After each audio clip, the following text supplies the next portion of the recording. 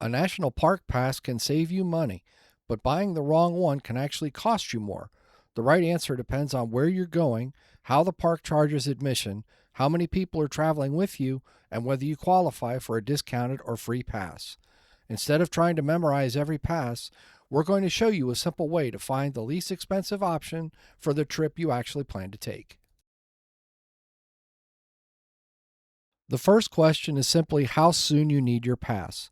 Most America the Beautiful passes can now be obtained digitally and used immediately from a mobile device. If you prefer a physical pass, you can pick one up at a participating federal recreation site or order one online.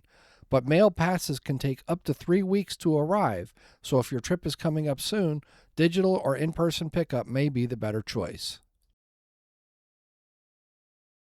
Before we go any further, check whether you qualify for one of the specialty passes.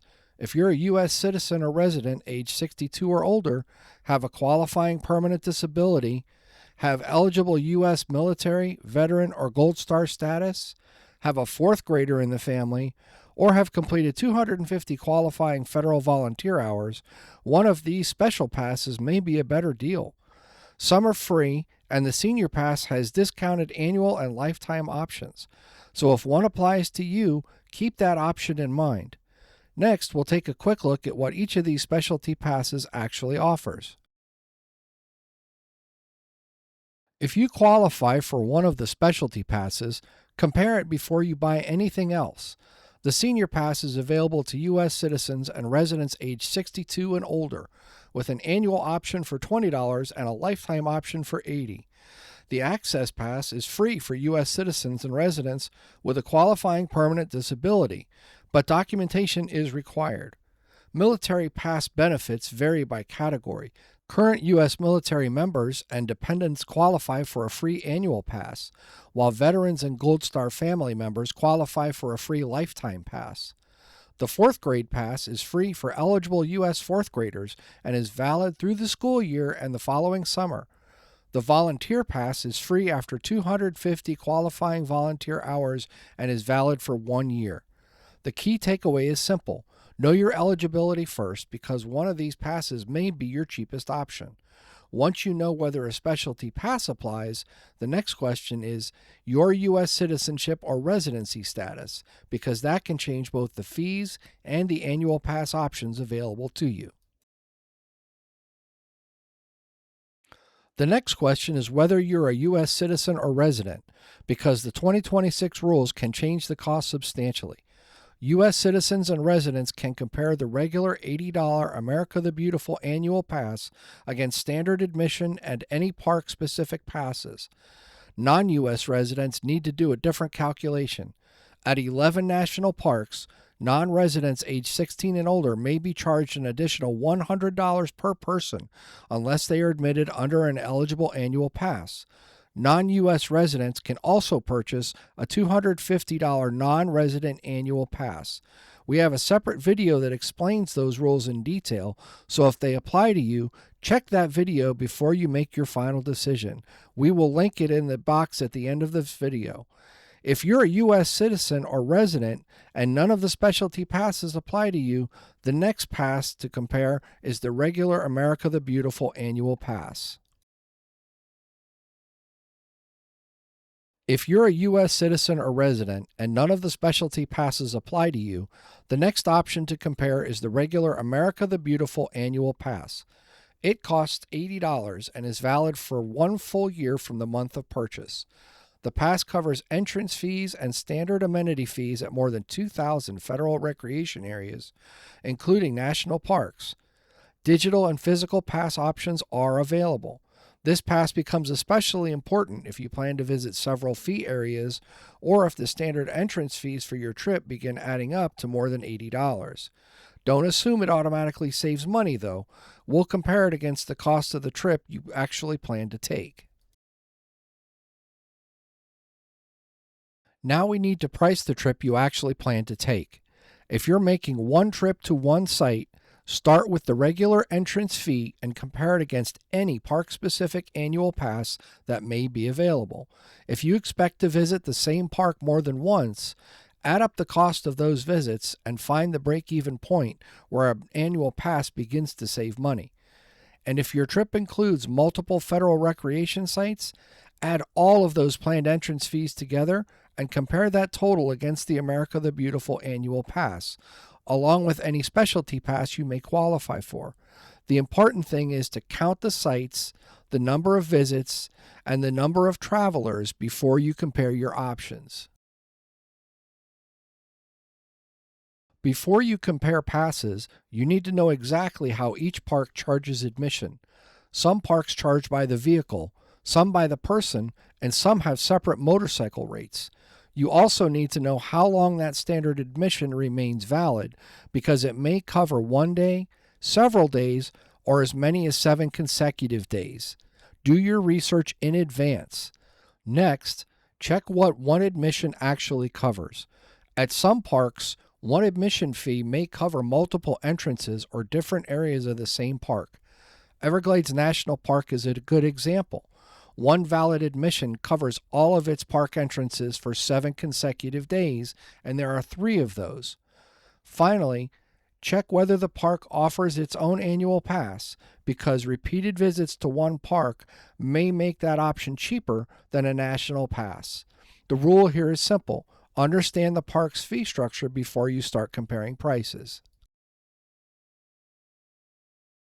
Here are 4 examples that show you why you need to check the rules for the park you actually plan to visit. Everglades and Yellowstone both charge $35 for a private vehicle and give you 7 consecutive days of admission. Everglades is especially useful to understand because that one admission covers all 3 of the park's entrance areas during those 7 days, so return visits are covered. Carlsbad Caverns works differently. Admission is $15 per person age 16 and older.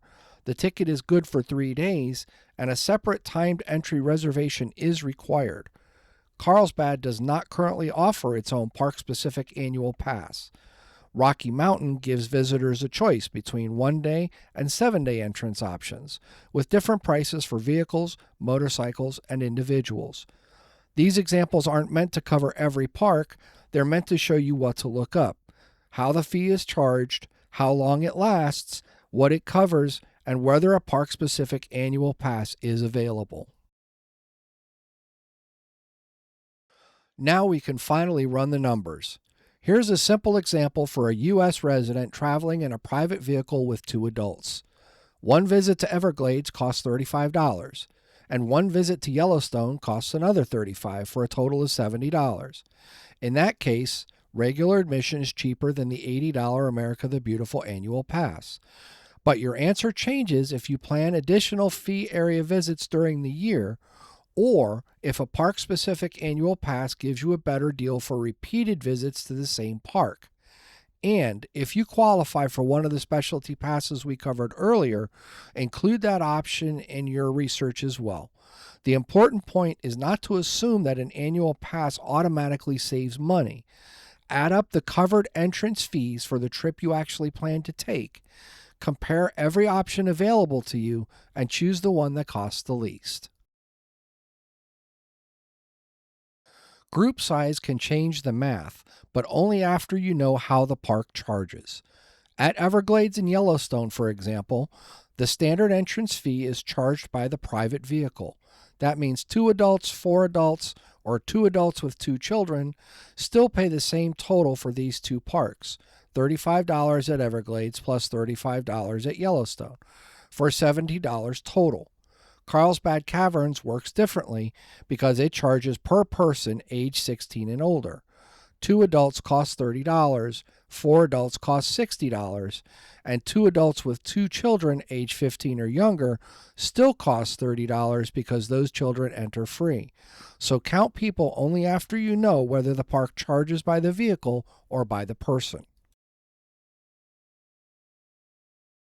Before you decide which pass is the best value for you, check what it does not cover. This is important.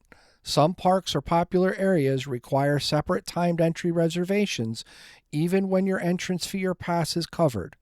Tours, boat trips, cave tours, ranger guided programs, Other special activities may also cost extra. Camping, cabins, hotels, other overnight stays are generally separate charges, and concession operated services such as trams, ferries, transportation, rentals, parking, food, or other services may not be included in your pass or your park admission. Senior and access passes can sometimes reduce certain amenity fees, but those discounts vary by location. So before you declare one option the winner, check the extras and verify the current rules for the specific park you plan to visit. Now, let's put it all together. Start with how soon you need the pass.